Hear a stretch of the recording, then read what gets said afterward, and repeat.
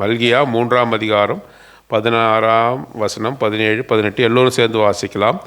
அப்பொழுது கர்த்தருக்கு பயந்தவர்கள் ஒருவரோடு ஒருவர் பேசிக்கொள்வார்கள். கர்த்தர் கவனித்து கேட்பார். கர்த்தருக்கு பயந்தவர்களுக்காகவும் அவருடைய நாமத்தை தியானிக்கிறவர்களுக்காகவும் ஞாபக புஸ்தகம் ஒன்று அவருக்கு முன்பாக எழுதப்பட்டிருக்கிறது. என் சம்பத்தை நான் சேர்க்கும் நாளிலே அவர்கள் என்னுள்ளாய் இருப்பார்கள் என்று சேனைகளின் கர்த்தர் சொல்லுகிறார். ஒரு மனுஷன் தன் ஊழியம் செய்கிற தன்னுடைய குமாரனை கடாட்சிக்கிறது போல நான் அவர்களை கடாட்சிப்பேன். அப்பொழுது நீங்கள் நீதிமானுக்கும் துன்மார்க்கனுக்கும் தேவனுக்கு ஊழியம் செய்கிறவனுக்கும் அவருக்கு ஊழியம் செய்யாதவனுக்கும் இருக்கிற வித்தியாசத்தை திரும்பவும் காண்பீர்கள். தேவன் தாமே இந்த வசனங்களை ஆசீர்வதித்து நம் அனைவரோடும் கூட பேசுவாராக. இந்த நாளிலே ஆண்டவர் நம்மிடத்தில் பேசுகிற வசனம், என் சம்பத்தை நான் சேர்க்கும் நாளிலே அவர்கள் என்னுடையவர்களாய் இருப்பார்கள். அவருடைய சம்பத்தை சேர்க்க போகிறார். அவருடையவர்களை அவர் சேர்க்க போகிறார். வானத்திலே அவர் வரப்போகிறார். அவருடையவர்கள் அவரிடத்தில் போக போகிறார்கள். அவருடைய சம்பத்தை சேர்க்கும் நாளிலே நாம் அவருடையவராக இருப்போம். நாம் அனைவரும் யாருடையவர்களாக இருப்போம்? ஆண்டவருடையவராக இருப்போம். சம்பத்தை என்று சொல்லும்பொழுது இங்கே இன்ஹெரிட்டன்ஸ் என்று போடப்பட்டிருக்கிறது. கிங்ஸ் ஜேம்ஸ் வெர்ஷன் என்று சொல்லக்கூடிய ஆங்கில வேதாந்தத்தில் அப்படி போடப்படலை. இந்த சம்பத்து என்ற வார்த்தைக்கு பதிலாக ஜுவல் என்று போடப்பட்டிருக்கு. ஆங்கில வேதம் வைத்திருந்தால் வாசிங்க அந்த வசனத்தை. 17வது வசனம்,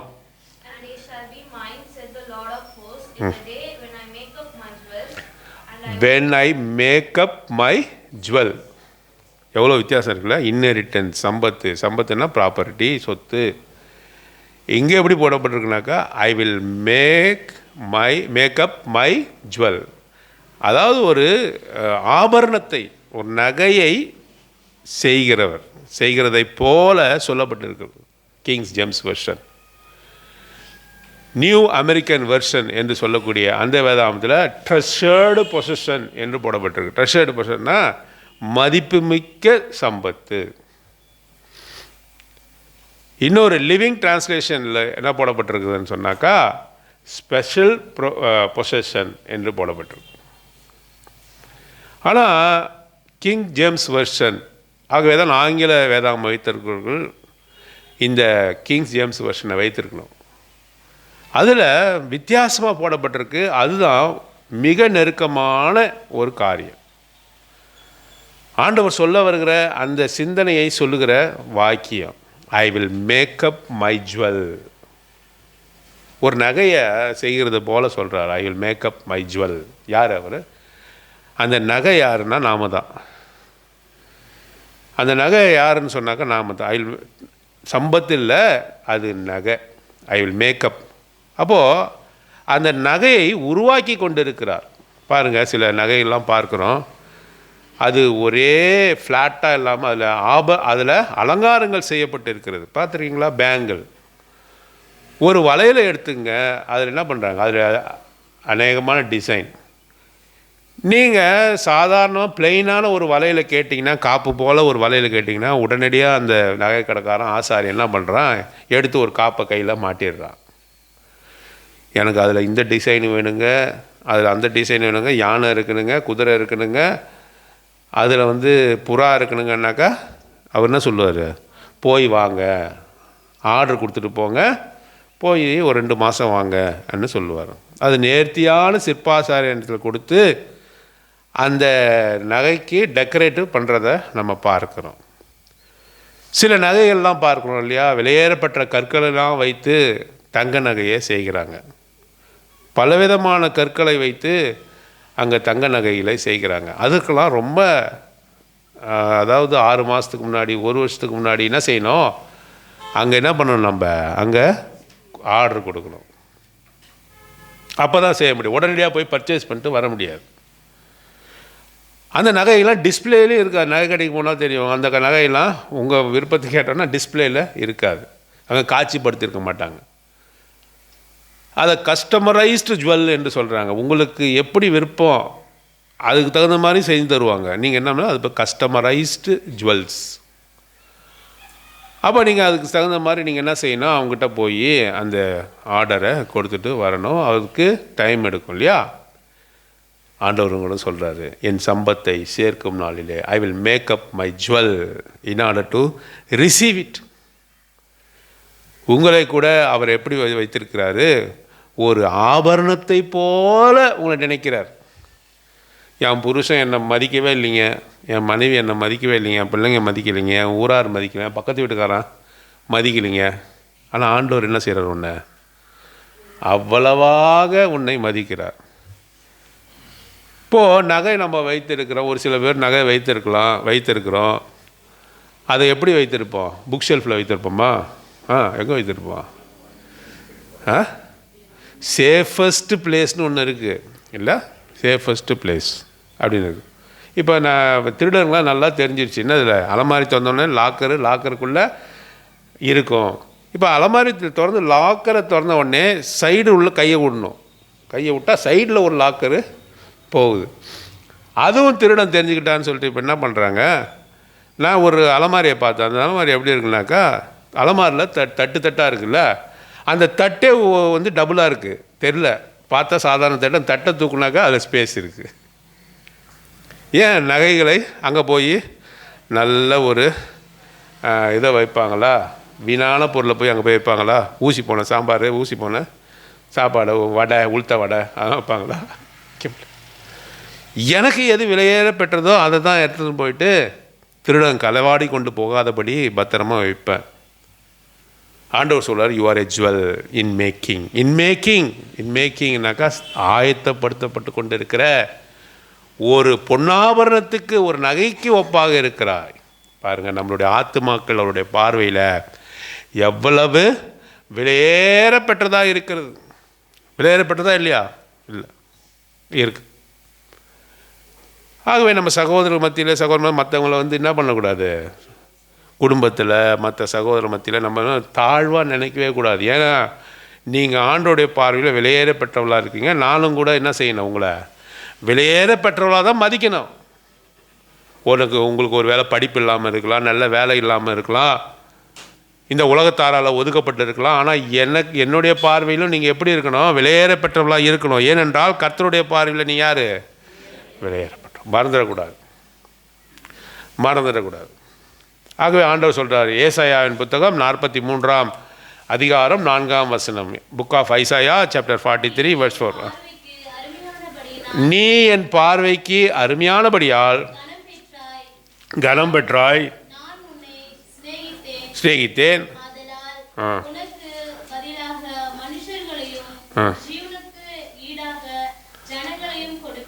பாருங்க, நீ அவ்வளவு முக்கியமாக இருக்க, கனம் பெற்றாய். அவருடைய பார்வையில் நீனா you are honoured, precious, you are honoured people. கர்த்தருக்கு முன்பாக நீ எப்படி, நீ மதிப்பு மிக்கவன். கர்த்தருடைய பார்வையில் நீ மதிப்பு மிக்கவன். அது நல்லா நீங்கள் தெரிஞ்சுக்கோங்க. நான் வீணன் என்று நினைக்காத ஒரு நாளும். நான் வீணன், நான் யாருக்கும் பிரயோஜனம் இல்லை அப்படின்னு நினைக்கவே கூடாது. கர்த்தருக்கு முன்பாக நீ யார்? விலையேறப்பட்டவன்.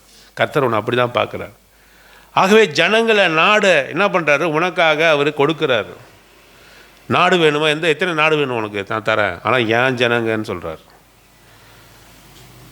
என்னுடைய ஆபரணம் இவன் என்று சொல்லுகிறார். நாம் அவர்களுடைய பார்வையில் மதிப்பு மிக்கவன். நாம் என்ன நினச்சிக்கிறோம், நாம் மதிப்பற்றவர்கள் என்ன நினைக்கிறோம், நான் ஏன் தான் அந்த உலகத்தில் இருக்கிறேன்னு நினைக்கிறோம்.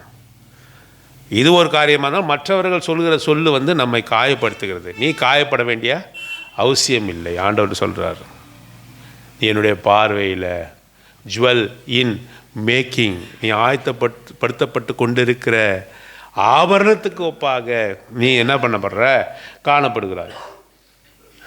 வசனங்கள்லாம் சீக்கிரமாக வாசிக்க போகிறோம். ஆனால் இந்த ஆபரணம் உருவாகிறதுக்கு முன்பாக அந்த ஆபரணம் எப்படியாக இருந்தது, அந்த விலையேறப்பட்ட கல் எப்படியாக இருந்தது என்று சொல்லி பார்க்கும்பொழுது, சங்கீதங்கள் புத்தகம் 51ஆம் சங்கீதம் 5ஆம் வசனம் எடுத்து வாருங்க. வாட் வாஸ் இட்ஸ் ஆரிஜின், அதனுடைய தொடக்கம் எப்படியாக இருந்தது? உருவானேன், கற்பந்தரித்தால் நான் துர்க்குணத்தில் உருவான என்னுடைய தாய் என்னை பாவத்திலே கற்பம் தரித்தார். நான் விலையேறப்பட்டவனாக காணப்படவில்லை. என் நேசர் என்னை கண்டுபிடிப்பதற்கு முன்பாக நான் பயனற்றவனாக இருந்தேன். என்னிடத்தில் ஒரு நன்மையும் காணப்படவில்லை. என் நேசர் என்னை கண்டுபிடிப்பதற்கு முன்பாக நான் இவ்வாறாக இருந்தேன். ஏசாயா 51 அதிகாரம் 1 வசனம். Book of Isaiah chapter 51 verse 1 வாசிங்க.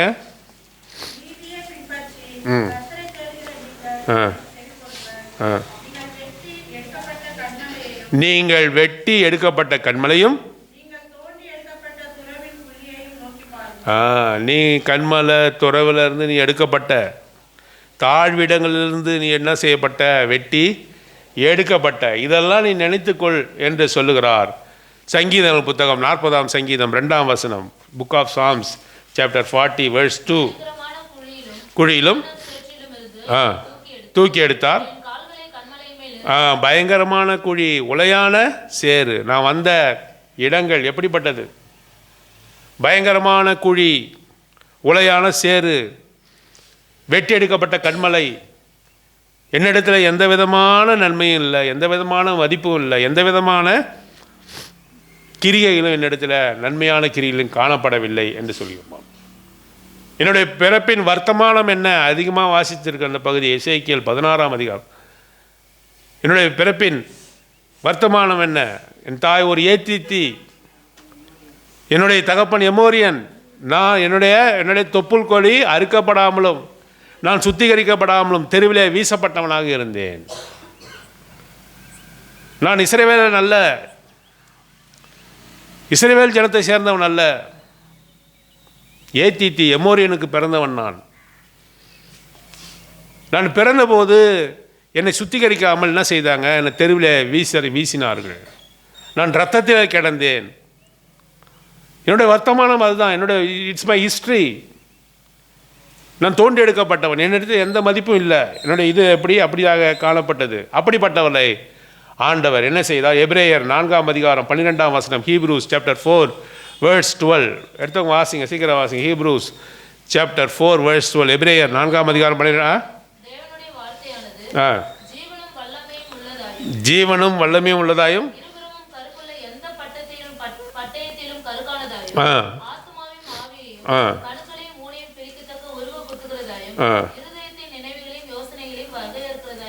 தேவனுடைய வார்த்தை எனக்கு கொடுக்கப்பட்டது. என்னுடைய வர்த்தமானத்தை குறித்து பார்த்தோம். தேவனுடைய வார்த்தை என்ன செய்தது? என்னை கட் செய்தது. தேவையில்லாத விஷயத்தெல்லாம் என்னிடத்திலிருந்து அறுத்து போட்டது இது தேவனுடைய வார்த்தை. அப்படி இல்லை, தேவனுடைய வார்த்தையை நான் படிக்க எது தேவையில்லை என்பதை நான் அறிந்து கொண்டேன். அந்த சடங்காசாரம், இந்த சடங்காசாரம், மற்ற காரியங்கள், மற்ற எல்லா விஷயங்களும் நான் அவர்களைப் போல, வெளியாட்களைப் போல நானும் இருந்தேன். தேவனுடைய வார்த்தையை நான் கேட்க அது என்ன செய்தது? எதெல்லாம் தேவையா இல்லையோ அதெல்லாம் என்னது? அந்த கத்தியானது, தேவனுடைய வார்த்தையானது, சொல்லப்பட்ட வார்த்தையானது, அது என்னது? என்னை கழித்தது. அன்வான்ட் பிரான்ச்சஸ், என்னிடத்தில் காணப்பட்ட தேவையற்ற கிளைகளை என்னது? என்னை விட்டு அது நீக்கினது தேவனுடைய வார்த்தை. பாருங்கள், என்னுடைய ஆர்ஜினை பார்த்தோம், என்னுடைய வர்த்தமானத்தை பார்த்தோம். இப்பொழுது தேவனுடைய வார்த்தை என்ன செய்யுது? என்னை சுத்திகரிப்புக்குள்ளாக கொண்டு செல்கிறது. அது மாற்றமல்ல, சுத்திகரித்து என்ன செய்யணும்? அதை மெருகேற்றணுமா? மெருகேற்றாமல் எப்படி மெருகேற்றணும்? பாலிஷிங். கலாத்தியர் 4 அதிகாரம் 19 வசனம். கலாத்தியர் 4:19 வாசிங்க.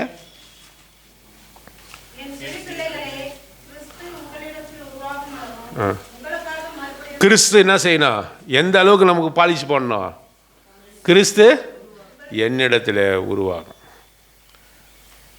That Christ may formed in me. கிறிஸ்து என்னிடத்தில் உருவாகும் அளவு நான் என்ன செய்யணும்? நான் சுத்திகரிக்கப்படணும். I must be polished. நான் கத்திரிக்கப்படணும், நான் வெட்டி எடுக்கப்படணும். அது மாத்திரமல்ல, நான் என்ன செய்யப்படணும்? அங்கே பாலிஷ் பண்ணப்படணும். கிறிஸ்து உருவாகும் அளவுக்கு நான் என்ன செய்யப்படணும்? அங்கே சுத்திகரிக்கப்பட வேண்டும் என்று சொல்லி நாம் பார்க்குறோம். ஆக நம்ம வாசித்தோம் இல்லையா? மல்கியா 3ஆம் அதிகாரத்தில் அவருடைய பார்வையில் நம்ம எப்படிப்பட்டவர்கள்? விலையேற பெற்ற ஆபரணம், ஜுவல். நம்ம யாரு? அவருடைய பார்வையில் எப்படிப்பட்டவர்கள்? விலையேற பெற்ற. அவர் நம்மை பார்க்கும்போது விலையேறப்பட்டவராக பார்க்குறார். ஆகவே நாம் அந்த விலையேறப்பெற்ற நிலைமைக்கு வருவதற்கு முன்பாக இப்படியாக நாம் இருந்தோம். எப்படி? தோண்டப்படாத, வெட்டெடுக்கப்படாத துறவு, வெட்டெடுக்கப்படாத கண்மலை இல்லையா, உலையான சேற்றில் நாம் இருந்தோம். நம்ம சுத்திகரிக்கப்படவில்லை, தெருவில் வீசப்பட்டவர்களாக காணப்பட்டோம். அப்படிப்பட்ட இருந்த நம்மை அவர் என்ன செய்தார்? அவர் தேவனுடைய வார்த்தையை கொடுத்து நம்மை அதை அங்கே என்ன செய்தார்? வெட்டி புடம்போட்டு அவர் மெருகேற்றுகிற காரியத்தை பார்த்தோம். அவருடைய பார்வையில் நாம் அவருக்கு ஆபரணமாக காணப்படுகிறோம் என்று சொல்லுவோம். பாருங்கள், உபாகமத்தின் புத்தகம் 32ஆம் அதிகாரம் 9ஆம் வசனத்தில் அவர் சொல்லும்போது அவருடைய சுதந்திரம், அவருடைய பங்கு யாருன்னா அவருடைய ஜனங்களே என்று சொல்லி பார்க்கிறோம். God's portion is his people என்று வாசிக்கிறோம். வாசிங்க. அவரிடத்துல போய், ஆண்டவர் இடத்துல போய், ஆண்டவரே உமக்கு சொத்து என்னன்னு சொன்னாக்கா, இந்த தங்கம், வைரம், வைடூரியம், இந்த பரலோகத்தில் இருக்கிற தூதர்கள், இதெல்லாம் எனக்கு சொத்துன்னு சொல்லுவாரா? யாரை சொத்துன்னு சொல்கிறாரு? அவருடைய பிள்ளைகள். God's people are the portion of the Lord. இவர்கள் தான்ப்பா என்ன சொத்துன்னு நம்மை தான் அவர் காட்டுவார். எவ்வளோ பெரிய மகிழ்ச்சியான காரியம்! இவர்கள் தான் என்னுடைய சொத்து என்று சொல்லுவார். எபேசியர் 1ஆம் அதிகாரம் 18ஆம் வசனம் வாசிங்க. எபேசியர் 1:18. எஃபீசியன்ஸ் சாப்டர் 1 verse 18.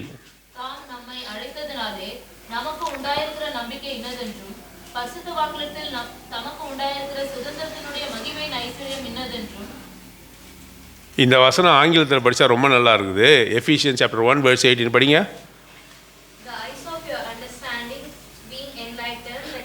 இருங்க கவனிங்க. த ஐஸ் ஆஃப் வாசிங்க. த ஐஸ் ஆஃப் யுவர் அண்டர்ஸ்டாண்டிங், உங்களோட அறிவின் கண்கள் திறக்கப்படட்டும். பீயிங் என்லைட்டன், நீங்கள் தெரிஞ்சு கொள்ளணும். உங்களுடைய அறிவின் கண்கள் திறக்கணும். அதன் மூலமாக நீங்கள் தெரிந்து கொள்கிற காரியம் என்ன? உங்களுடைய அழைப்பின் நம்பிக்கை என்ன?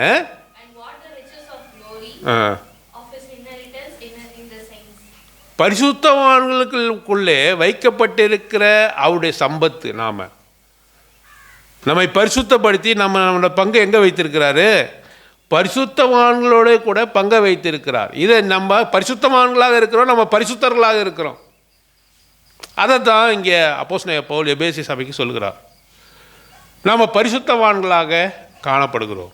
நம்முடைய பங்கு, நாம் யாரோடு கூட சேர்க்கப்பட்டிருக்கிறோம் என்று சொன்னால், உன்னதத்தில் இருக்கிற பரிசுத்தவான்களோடு கூட நாம் சேர்க்கப்பட்டிருக்கிறோம். அதை தான் இங்கே நம்ம வாசித்தோம். மத்தேயு சுவிசேஷம் 13ஆம் அதிகாரம் 46வது வசனம். அவன் ஒரு விலையுயர்ந்த ஒரு முத்தை கண்டு விற்று கொள்ளுகிறான். பாருங்க, ஒரு வியாபாரிங்க நம்ம வாசிக்கிறோம். அங்கே அவனுக்கு சொத்து இருந்தது. ஒரு நிலத்தில் ஒரு விலையுயர்ந்த ஒரு முத்து இருக்கிறதுன்னு அவனுக்கு தெரிஞ்சு போச்சு. என்ன பண்ணுறான்? தன்னுடைய சொத்தை எல்லாத்தையும் விற்றுட்டு எல்லாத்தையும் விற்கிறான். அப்போ கூட இருக்கிறவங்களாம் சொல்கிறாங்க, என்னப்பா திடீர்னு உனக்கு என்ன ஆச்சு? பைத்தியம் உனக்கு பிடிச்சிடுச்சா அப்படின்னு கேட்குறாங்க. தனக்கு உண்டான எல்லாவற்றையும் விற்கிறான். தம்படி பைசா இல்லாமல் எல்லாவற்றையும் விற்று என்ன செய்கிறான்? அவன் போய் அந்த நிலத்தை வாங்குகிறான். அப்போது மற்றவர்களுக்கு என்ன தெரியுது? அந்த நிலத்தில் ஒன்றும் இல்லை, இதை இவ்வளோ செலவு பண்ணி இதை போய் வாங்குறானே, இவன் ஒரு பைத்தியக்காரன் என்று சொல்ல ஆரம்பித்தார்கள். ஆனால் அவனுக்கு தெரியும், அந்த நிலத்துக்கு அடியில் என்ன இருக்குது? விலையுயர்ந்த முத்து இருக்கிறது. ஆகவே அவனுக்கு தெரியும், தேவாதி தேவனுக்கு தெரியும், நாம் யார்? விலையுயர்ந்த சொல்லுங்களேன். இன்னும் சந்தேகம் இருக்குது. நான் விலையுயர்ந்தவனா மட்டமான அப்படியா? நாம் யார்? விலையுயர்ந்த முத்தை வாங்கி பாடல. கர்த்தாவே உம் மகத்துவம் எப்படிப்பட்டது! விலையுயர்ந்த முத்து. நாம் யார்? விலையுயர்ந்த முத்து. யாருடைய பார்வையில்? பக்கத்து வீட்டுக்காரங்க பார்வையிலையா? புருஷனுடைய பார்வையிலையா? புருஷன் நம்ம விலையுயர்ந்த முத்தாவை பார்க்குறாரு. கணவன்மார்கள்லாம் மனைவியை விலையுயர்ந்த முத்தா பார்க்குறாங்க? இல்லை. மனைவிலாம் கணவன்லாம் விலையுயர்ந்த முத்தாவை பார்க்குறாங்க? இல்லை, இல்லை, இல்லவே இல்லை. பிள்ளைகள் பார்க்குறாங்களா? இல்லை. அதனால தான் சொல்கிறேன், நீங்கள் ஆண்டவர் அதிகமாக நேசிக்கிறேன்னு சொல்கிறேன். ஏன் உன்னிடத்து கணவன் ஒன்று அவ்வளோ அதிகமாக நேசிக்க முடியாது, மனைவி ஒன்று அவ்வளோ அதிகமாக பிள்ளைகள் நேசிக்க முடியாது. ஆண்டவர் உன்னை அவ்வளவாக நேசித்தார் என்று சொன்னால் நீ அவருடைய பார்வையிலே கனம் பெற்றவனாக விலையூர்ந்த முத்தாக நீ இருக்கிறாய். அதனால் எல்லாவற்றையுமே விற்று அந்த நிலத்தை வாங்குற. ஆகவே தான் பிலிப்பியர் 2ஆம் அதிகாரத்தில் நம்ம வாசிக்கிறோம், பிதாவோடு இருப்பதை கொள்ளையாடின பொருளாக எண்ணாமல் என்ன செய்தார்? அடிமையின் ரூபம் எடுத்து தம்மை தாமே தாழ்த்தி சிலுவையிலே உனக்காகவும் எனக்காக மரித்தார். அங்கே இருப்பதை, பரலோகத்திலே சம்பரமாக சந்தோஷமாக இருப்பதை வெறுத்து உன்னையும் என்னையும் மீட்கும் பொருட்டாக அவர் தம்மையே கொடுத்தார். ஏன்? நீ அவருடைய பார்வையிலே கனம் பெற்றவள். ஆகவே விலையேற பெற்ற முத்தை அவர் வாங்கினார். கர்த்தாவே உம் மகத்துவம் எவ்வளவு பெரியது. ஆகவே எபேசியர் 5ஆம் அதிகாரம் 25ஆம் வசனத்தில் வாசிக்கிறோம். நம்ம என்ன வாசிக்கிறோம் என்று சொன்னால், கிறிஸ்துவும் சபையை நேசித்து அதற்காக ஜீவனை கொடுத்தார். அப்போஸ்தலர் நடபடிகள் 20ஆம் அதிகாரம் 28வது வசனத்தில் நம்ம வாசிக்கிறோம், தேவனுடைய சபையை தமது சொந்த இரத்தத்தினாலே அவர் வாங்கினார் என்று சொல்லி நாம் பார்க்கிறோம். ஆகவே முதலாவதாக நம்ம பார்த்தோம், நம்முடைய வர்த்தமானத்தை குறித்து பார்த்தோம். நாம் விலையேறப்பெற்றவர்களாக காணப்படவில்லை, நாமும் நம்மை விலையேறப்பெற்றவர்களாக எண்ணிக்கொள்ளவில்லை. ஆண்டவர் நம்மை விலையேறப்பெற்றவர்களாக எண்ணினார். இரண்டாவதாக நாம் பார்க்கும்பொழுது அவருடைய பார்வையிலே நம்ம எப்படிப்பட்டவர்கள்? விலையேறப்பெற்றவர்கள். விலையேறப்பெற்றவர்களாக நாம் காணப்பட்டோம். இன்எஸ்டிமபிள் வேல்யூ இன் ஹிஸ் சைட். ஒரு பொருளுக்கு என்ன சொல்ல முடியாது? மதிப்பு சொல்லவே முடியாது. அப்படிப்பட்ட பொருள்லாம் இருக்குதுன்னா இருக்குதான். இங்கே பக்கத்தில் ட்ரவாங்கூர் என்று சொல்லக்கூடிய சமஸ்தானம் இருந்தது.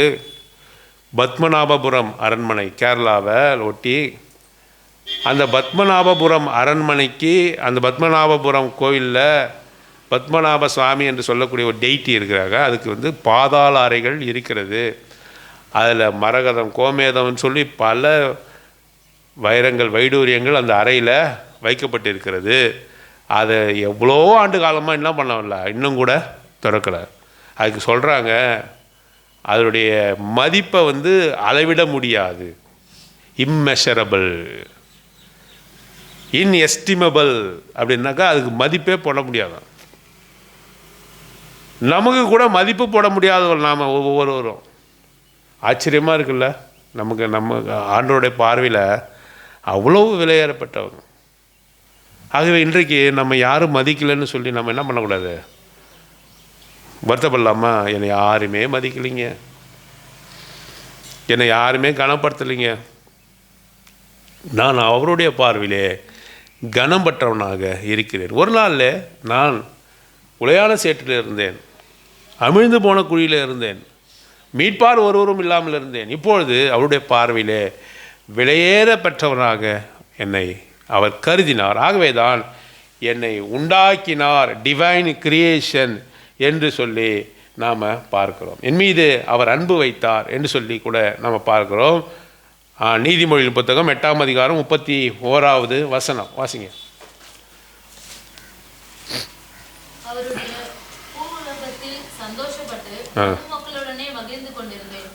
மனு மக்களோடு கூட மகிழ்ந்து கொண்டிருந்தேன். My delight were with the son of men என்று சொல்கிறார். அவருடைய மகிழ்ச்சி யாரோடு கூட இருந்தது? இங்கே ஞானமாக உருவகப்படுத்தப்பட்ட ஆண்டவராக இயேசு கிறிஸ்துவை குறித்து இந்த நீதிமொழிகள் 8ஆம் அதிகாரத்தில் வாசித்தோம். மனுமக்கள் தான் அவருக்கு என்னது? மகிழ்ச்சி. My delight is with the sons of men என்று சொல்லி வாசி. அவருக்கு மனமகிழ்ச்சியாக நம்ம இருக்கிறோமா? எப்படிப்பட்டவர்களாக இருக்கிறோம்? அவருக்கு மனமகிழ்ச்சியாக இருக்கிறோம். ஆகவே நம்மை உருவாக்குகிறார். பாருங்கள், அநேக கற்கள் நம்ம பார்க்கணும் இல்லையா? Diamond, the hardest element found in this வேர்ல்டுன்னா அது டைமண்டு தான். ஒரு கிளாஸ் மாதிரி இருக்கும், ஆனால் அதை குறித்து சொல்லும்போது ஹார்டஸ்ட் எலமெண்ட் என்று சொல்கிறாங்க. அப்படின்னா ரொம்ப வலிமை மிக்கது என்று சொல்கிறார்கள். ஒரு கண்ணாடியை அறுப்பதற்கும் மற்ற காரியங்களை அறுப்பதற்கும் எதை யூஸ் பண்ணுறாங்க? டைமண்டோடைய காரியத்தை தான் யூஸ் பண்ணுறாங்க இல்லையா, பயன்படுத்துகிறாங்க. இந்த டைமண்டுக்கு அப்படியே தெரு ஓரத்தில் கொட்டி கிடக்குதா? நம்ம தெரு வழியில் வரும்போது குப்பையாக கிடக்குது, அதெல்லாம் டைமண்டா? இல்லை. டைமண்ட் எங்கே கிடைக்கும்? ஆப்பிரிக்கா போன்ற அந்த நாடுகளில் கிடைக்குதான். பல 100 மீட்டர்கள், பல கிலோமீட்டர்கள் அடியில், பூமிக்கு அடியில் இந்த வைரங்கள் கிடைக்கிறது. இந்த வைரங்கள் கிடைக்கும்போது அது அவ்வளவாக அழகாக இருக்குமா? நம்ம பார்க்கிற வண்ணமாக இருக்குமா? இருக்கவே இருக்காது. அது கற்களிலே அது என்னது பதிக்கப்பட்டு அது காணப்படும். அதை என்ன செய்யணும்? எடுத்துன்னு வந்து என்ன செய்யணும்? அதை சுத்தி செய்யணும். எவ்வளவுக்கு எவ்வளவு நம்ம சுத்தி செய்கிறோமோ அது என்னது பண்ணணும்? அது மிளிரும் தன்மை உடையது. வைரம் ரொம்ப மதிப்பு மிக்கது. கோகினூர் வைரம் என்றெல்லாம் சொல்கிறாங்க இல்லையா, அதெல்லாம் ரொம்ப மதிப்பு மிக்கது. ஒரு வைரம் கிடைச்சா போதும், அவ்வளவு விலையேறப்பட்டதாக இருக்கிறது. அது முதல்ல எப்படி இருக்கும்? அந்தகாரமாக இருக்கும், அது இருட்டாக இருக்கும். அதை எடுத்துகிட்டு வந்து என்ன செய்யணும்? அதை சுத்திகரிப்பவர்கள் அதை சுத்திகரிப்பார்கள்.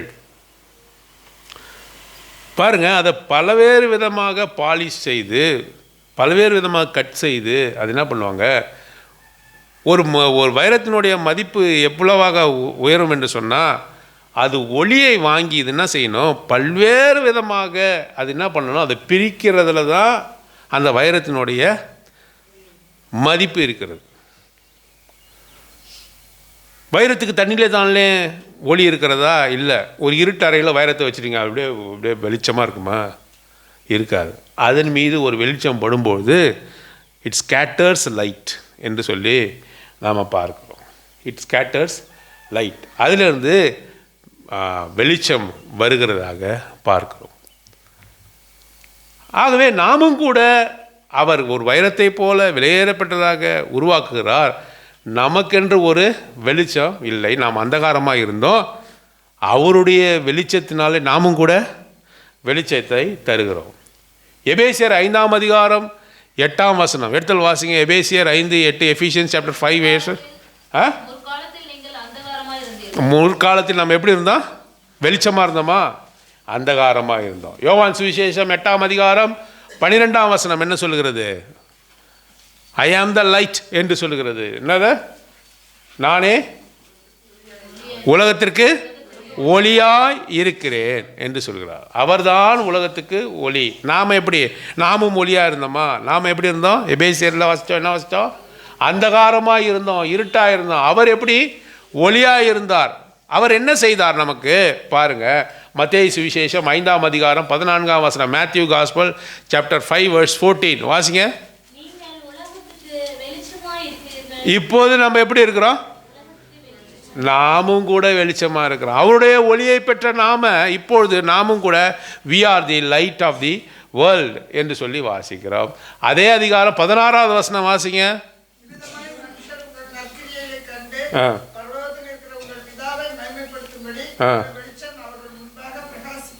Let your light shine என்று சொல்கிறார். நாம் அந்தகாரமாக இருந்தோம், எபேசியர் 5:8 வாசித்தோம். அவர் ஒளியாக இருக்கிறார், யோவான் சுவிசேஷம் 8ஆம் அதிகாரத்தில் வாசித்தோம். அவருடைய ஒளியை பெற்றோம். எங்கே பெற்றோம்? மத்தேயு சுவிசேஷம் 5ஆம் அதிகாரம் 14ஆம் வசனத்தில் அவருடைய ஒளி நமக்கு கொடுக்கப்பட்டது. இப்போது அந்த ஒளி என்ன செய்து? பிரகாசிக்கிறது. ஆக விலையேற பெற்றவர்கள் நாம், ஒளியை பிரகாசிக்க கூடியவர்கள் நாம் என்று சொல்லி பார்த்தோம். நம்மை உருவாக்குகிறார். ஆக விலையேற பெற்றவன் என்று தெரிந்துவிட்டது. இப்போ நம்ம என்ன செய்கிறாரு? இங்கே பாருங்கள், எல்லாம் பாருங்கள். அவர் நம்மை உருவாக்குகிறார் என்று சொல்லி நாம் பார்க்கிறோம்.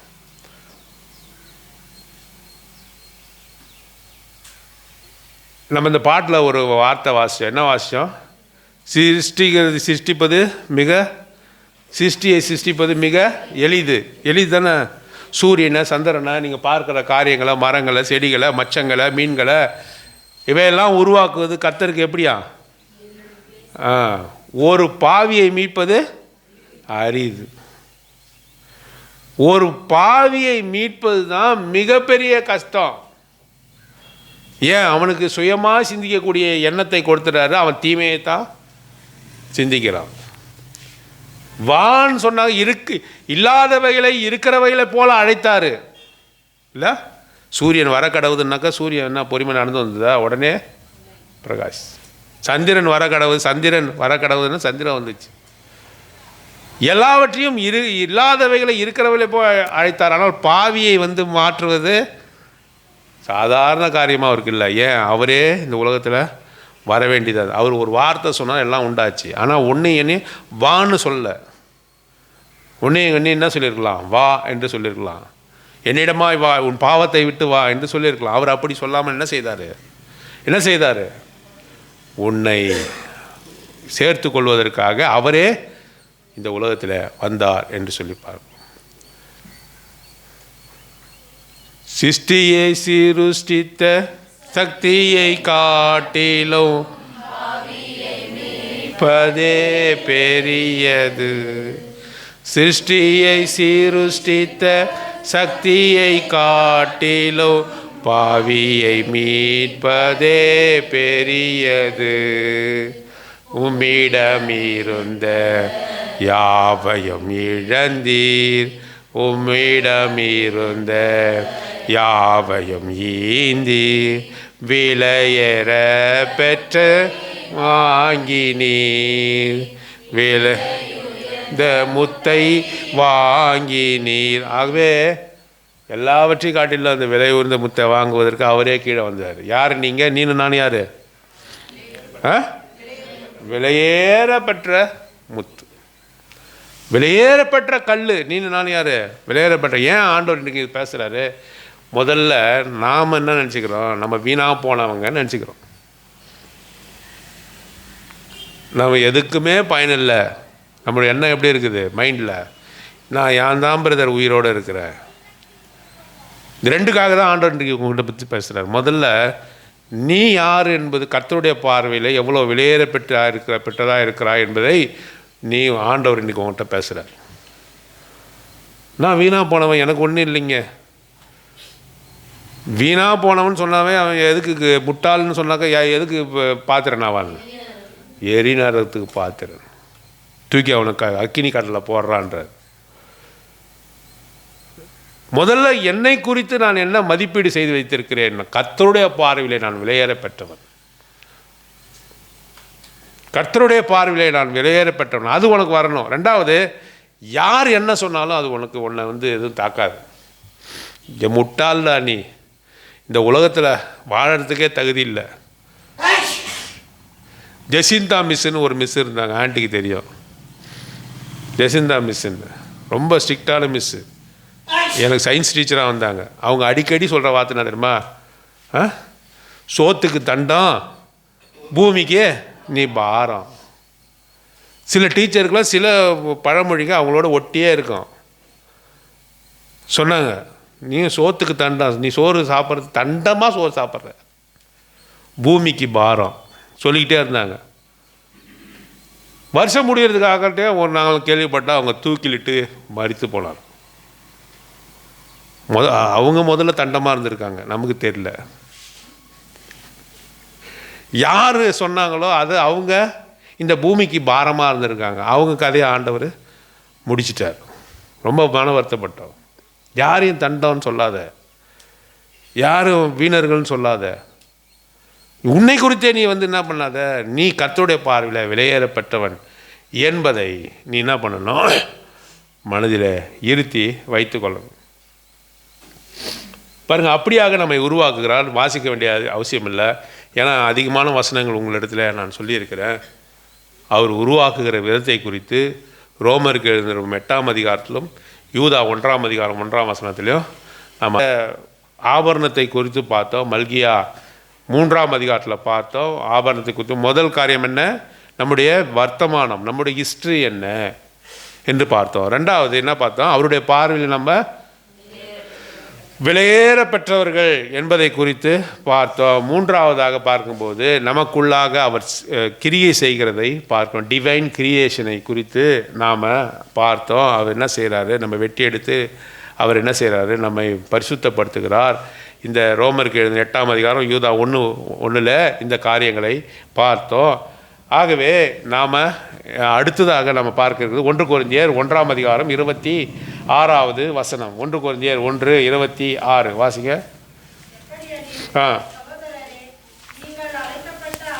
நீங்கள் அழைக்கப்பட்ட அழைப்பை பாருங்கள். நீங்கள் எல்லாம் ஞானியாக இருக்கிறீங்களா? பயங்கர டேலண்ட்டுங்க நான் அப்படின்னு சொல்கிறீங்களா? சொல்லுங்கள், என்ன பார்த்து சொல்லுங்கள். நாங்கள் பயங்கர டேலண்ட்டுங்க அப்படின்னு சொல்கிறீங்களா? இல்லை இல்லை இல்லையா? ஞானிகள் அநேகர் இல்லை, வல்லவர்கள் அநேகர் இல்லை. உங்களை நீங்கள் பிரபுக்கள் சீமான்களா? நீங்கள் சொல்லக்கூட நானும் கூட தானே அதில் இருக்கிறோம். நாம் அப்புறம்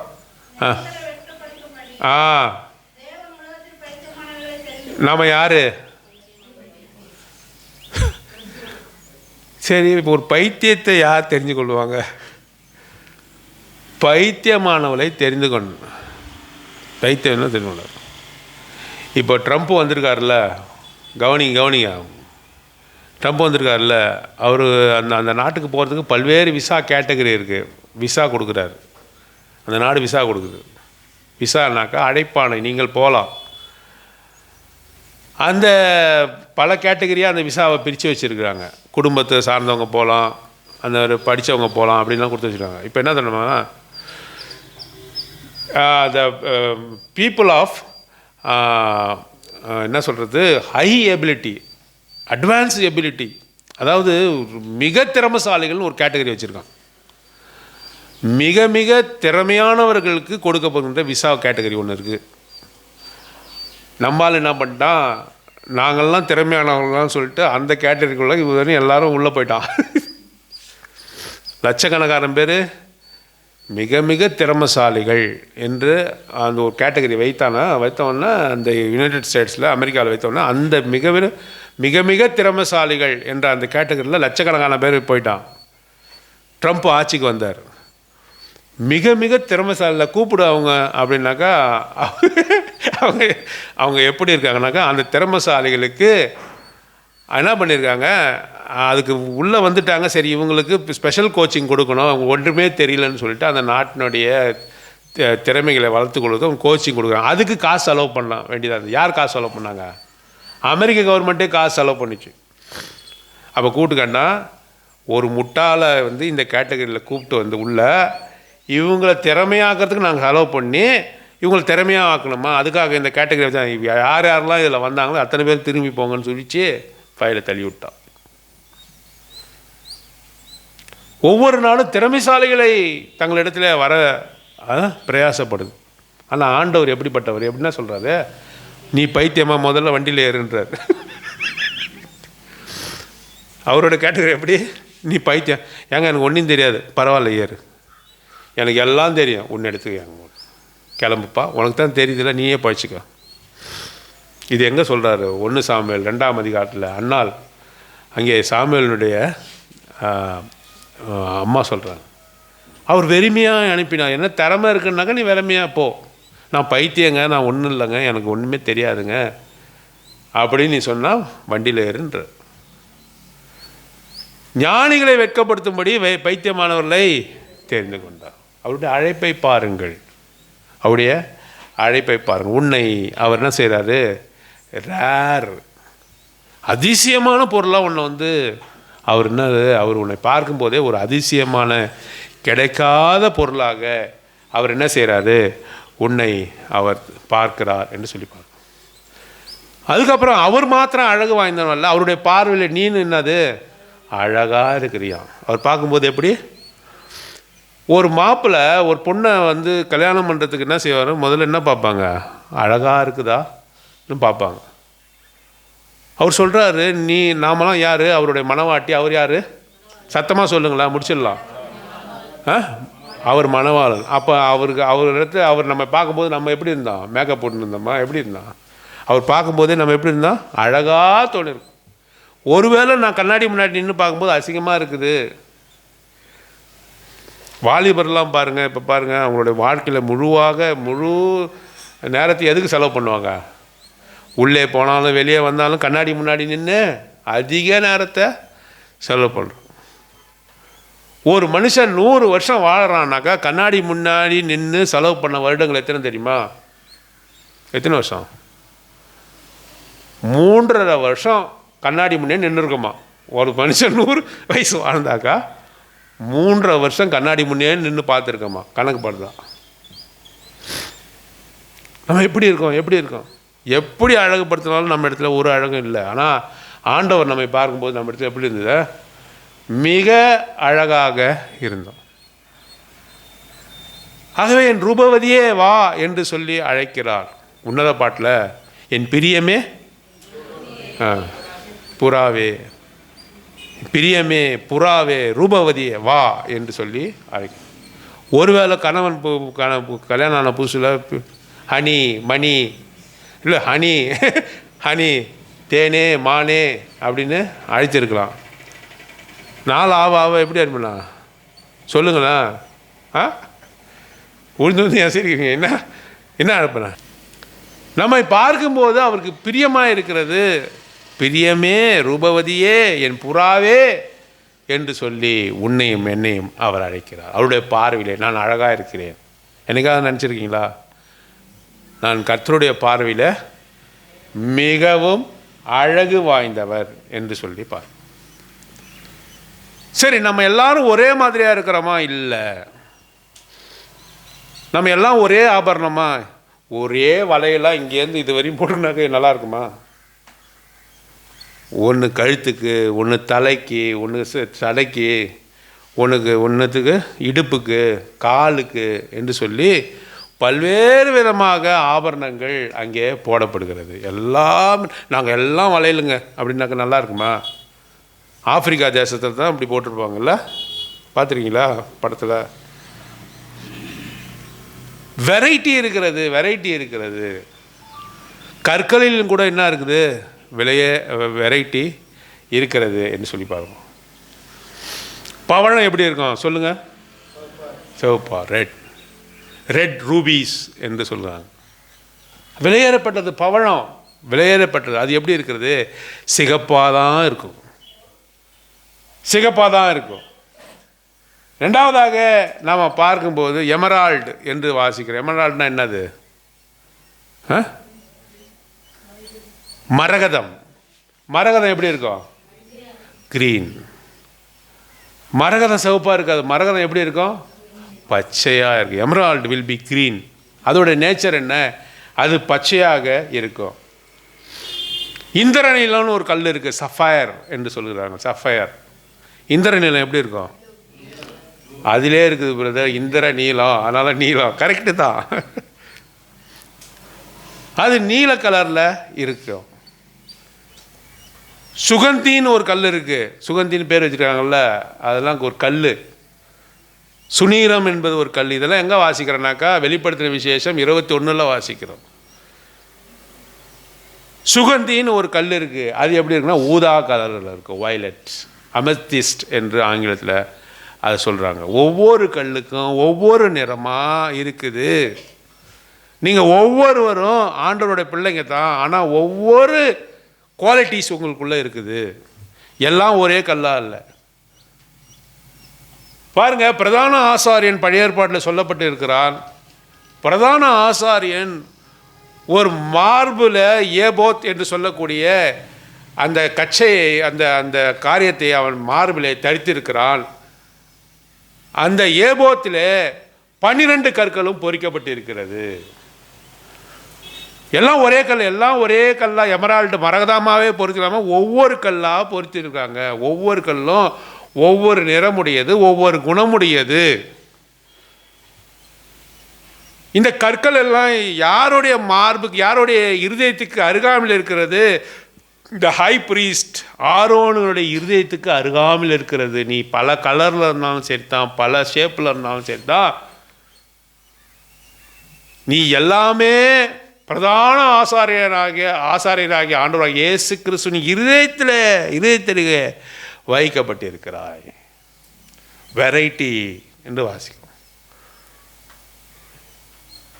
ஒவ்வொருவரும் ஒரு தனித்திறமை இருக்குது. ஒருத்தவங்க பாடக்கூடிய திறமை, ஒருத்தவங்களுக்கு வந்து சுவிசேஷம் கூறக்கூடிய திறமை, ஒருத்தவங்க ஆறுதல் சொல்லக்கூடிய திறமை, ஒருத்தவங்களுக்கு ஜபத்தினுடைய வாழ்க்கை, அநேகருக்காக அழுது புரண்டு ஜெபிக்கிற வாழ்க்கை, ஒருத்தவங்களை ஆசீர்வதிக்கிற ஒரு வாழ்க்கை. ஆண்டவர் உனக்கு பலவிதமான குணாதிசயங்களை உனக்கு கொடுத்திருக்கிறார். ஒவ்வொரு கல்லும் எப்படி இருக்கிறதோ அப்படியாக நீ காணப்பட்டிருக்கிறாய் என்று சொல்லி பார்ப்போம். ஆகவே இந்த கற்கள் வந்து ரொம்ப டூரபிலிட்டி என்று சொல்லி வாசிக்கிறோம். இந்த ஆபரணங்கள் ரொம்ப நாட்கள் அது நிலைத்திருக்கும். தீயினால் உருக்கினாலும் கூட தங்கம் வந்து உருகி போனாலும் கூட அதோடைய மதிப்பை இழப்பதில்லை. கற்களும் கூட அப்படித்தான். கற்கள் கூட அது தங்களுடைய டூரபிலிட்டியை, அது நிலைத்த தன்மையை இழப்பதில்லை என்று சொல்லி பார்ப்போம். கடைசியாக த டெஸ்டினி, அந்த ஆபரணத்தினுடைய முடிவு என்ன? நாம் அவருடைய பார்வையில் விலையேறப்பெற்ற ஆபரணம், ஜுவல் இன் மேக்கிங் என்று மல்கியாவில் நாம் வாசித்தோம்.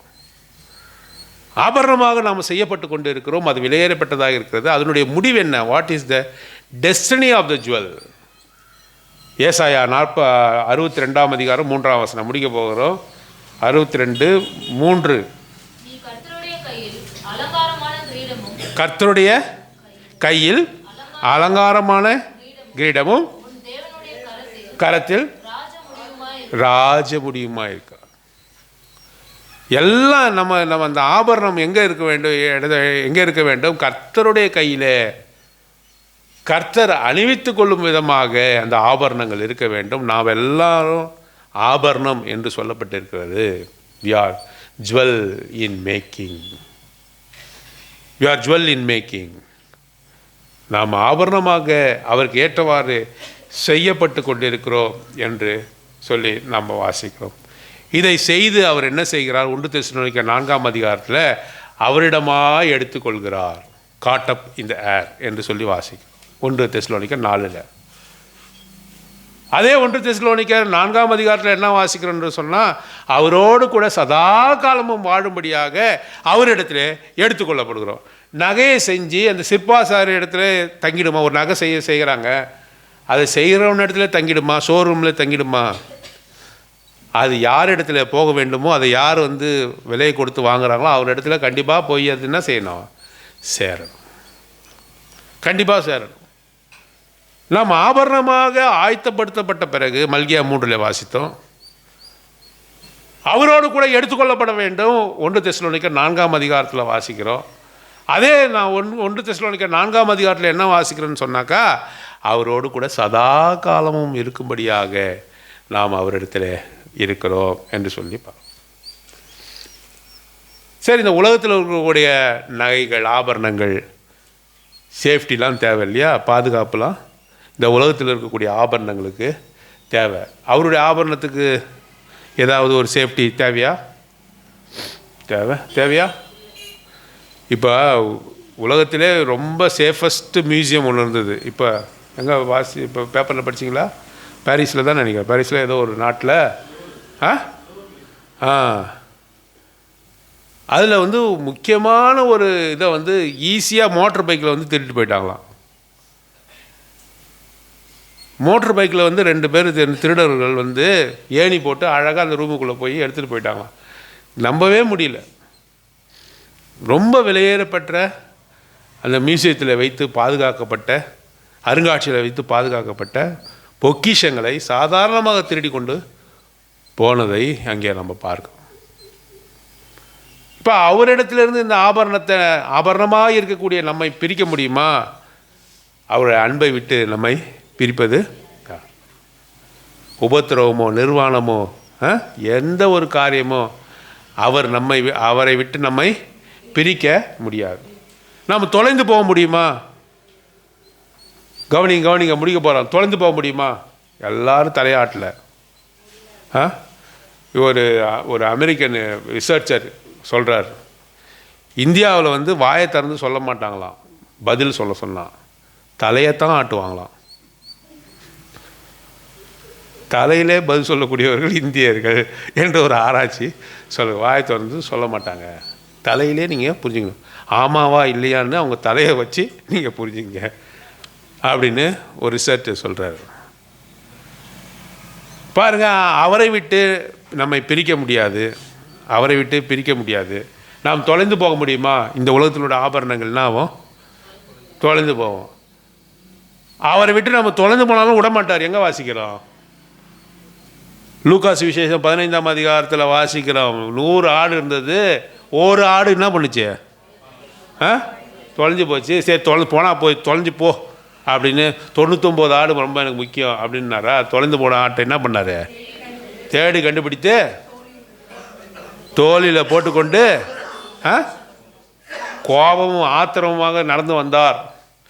இல்லை அந்த ஆட்டை தரத்தரன்னு காதை பிடிச்சி இழுத்துன்னு போனாருங்க. தோலில் போட்டுக்கொண்டு, தோலில் எப்படி போகிறதுன்னு அந்த தகப்பன் தான் தன் பிள்ளைய தோல் மேலே போகணும். ரொம்ப பிரியமான பிள்ளைய தோல் மேலே தூக்கிட்டு போகிறத பார்க்குறோம். தொலைந்து போன அந்த ஆட்டுக்கு என்ன மரியாதை பாருங்கள். தோல் மேலே போட்டுக்கிட்டு அங்கே அழைச்சிட்டு அவர் போகிறார். அவர் இடத்துல தொலைஞ்சு போகுதுன்றது நடக்கவே நடக்காது. உன்னை யாருமே அவரை விட்டு பிரிக்க முடியாது, நீ அவரை விட்டு தொலைந்து போக முடியாது, அதுக்கப்புறம் திருடவும் முடியாது. திருட முடியுமா? ஒன்று திருட முடியும். மத்தேயு சுவிசேஷம் 6ஆம் அதிகாரம் 20வது வசனம் வாசிங்க. மத்தேயு சுவிசேஷம் 6:20.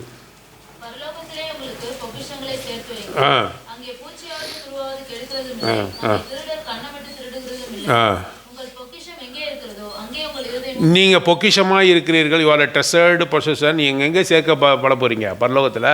அங்கே உன்னை வந்து என்ன பண்ண முடியாது? திருடன் கண்ணமிட்டு திருட முடியாது, உன்னை பிரிக்க முடியாது. ஆபரணமாக இருக்கிறாய், உன்னை பிரிக்க முடியாது, நீ தொலைந்து போவதில்லை, உன்னை திருடவும் முடியாது. யோவான் சுவிசேஷம் 10ஆம் அதிகாரத்தில் வாசிக்கிறோம் இல்லையா? ஒருவனும் என் கையிலிருந்து உங்களை பிடுங்க முடியாது, என் பிதாவின் கையிலிருந்து உங்களை யார் பறித்து கொள்ள முடியாது என்று சொல்லி நாம் வாசித்தோம். நம்ம யார்? இங்கே பாருங்கள், முடிச்சிடலாம், 5 நிமிஷம் தான் முடிச்சிடலாம். நம்ம யார்? இங்கே பாருங்கன்னா இன்னும் அந்த புக்கில் கரெக்டாக நம்ம இப்போ எழுதணும் அப்படின்னு. நம்ம யார்?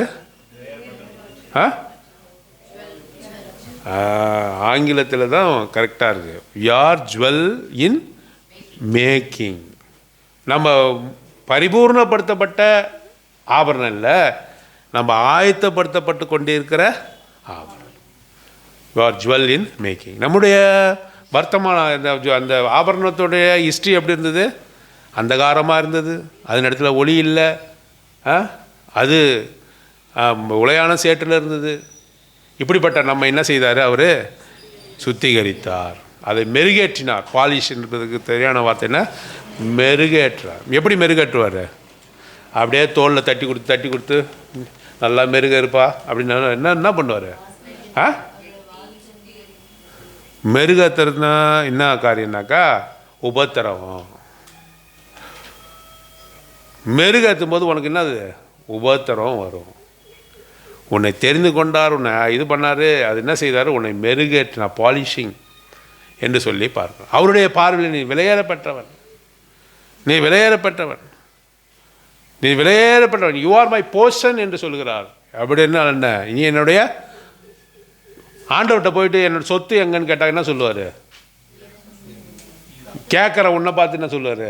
நீ தான் சொல்லுவார். நம்ம இடத்துல போயிட்டு உன் சொத்து என்னன்னு கேட்டால் என்ன சொல்லுவாங்க? என் சொத்து தெரியுமாங்க உங்களுக்கு? பயங்கரமான சொத்து, பயங்கரமான சொத்து. நம்ம என்ன சொல்லுவோம்? பயங்கரமான சொத்து. நான் ஒரு பைக்கில் போய் ஒரு டிராஃபிக்கில் நிற்கிறேன்.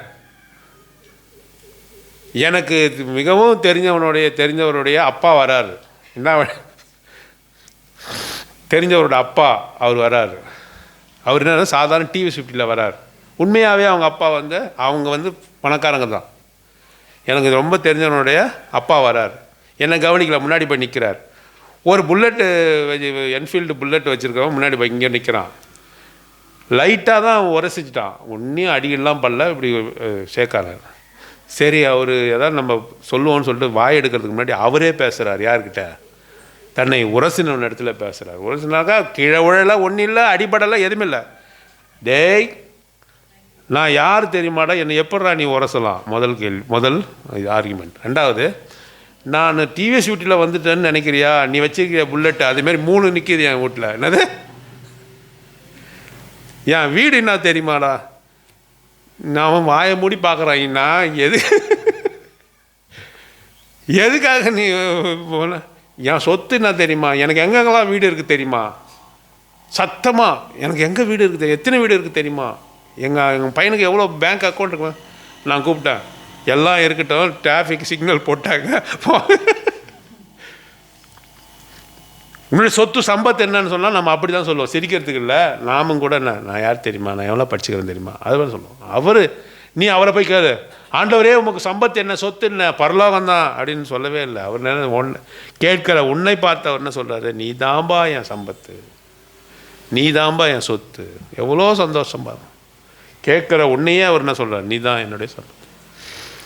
உன்னை உருவாக்குகிறார். ரோமருக்கு எழுதின 8ஆம் அதிகாரத்தில் 8 விதமான காரியத்தை நம்ம பாருங்க. அவனை உருவாக்குகிறார். நீ அவருக்கு அரிதான பொருளாக இருக்கிறாய். மாத்திரமல்ல, நீ அழகான பொருளாக இருக்கிறாய். இருக்கிறோமா அழகா? அவருடைய பார்வையில் நான் யார் உன்னை பார்த்து நீ நல்லா இல்லைங்க, நீ மூக்கு மொழியுமா இல்லை அப்படின்னு சொன்னால் கூட அவருடைய பார்வையில் நான் எப்படி இருக்கேன்? கணவன் தான் மனைவியை பற்றி நல்லா புகழ்ச்சியாக சொல்லணும்ல. கணவன் தான் மனைவியை பற்றி நீ அழகாக இருக்குன்னு சொல்லணும்.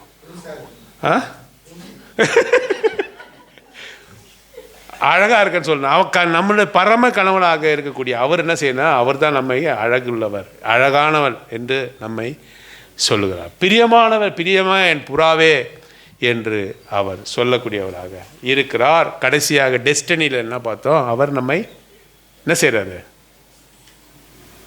இந்த ஆபரணத்தை உருவாக்கி அவர் என்ன செய்கிறாரு?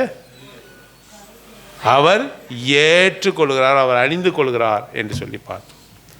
அப்படிப்பட்ட அவருக்கு உபயோகமுள்ள பாத்திரமாக, உபயோகமுள்ள ஆபரணமாக நாம் பார்க்கும்படியாக ஆண்டவர் உதவி செய்தார். ஆகவே நாம் 2 காரியத்தை இதன் மூலமாக உணர்த்துகிறார். ஒன்று, நாம் தாழ்வாக நம்ம நினைக்கக்கூடாது, நம்மை தாழ்வாக நினைக்கக்கூடாது. ஆண்டவர் நம்மை உயர்ந்த இடத்துல வைத்திருக்கிறார். ரெண்டாவது, மற்றவர்கள் நம்மை தாழ்வாக சொன்னாலும் கூட நாம் ஆண்டவருடைய பார்வையில் விலை ஏறப்பட்டவர்கள் என்பதை உணர்ந்து அவருடைய பந்தியில் பங்கு பெற தேவன் நமக்கு உதவி செய்யும்.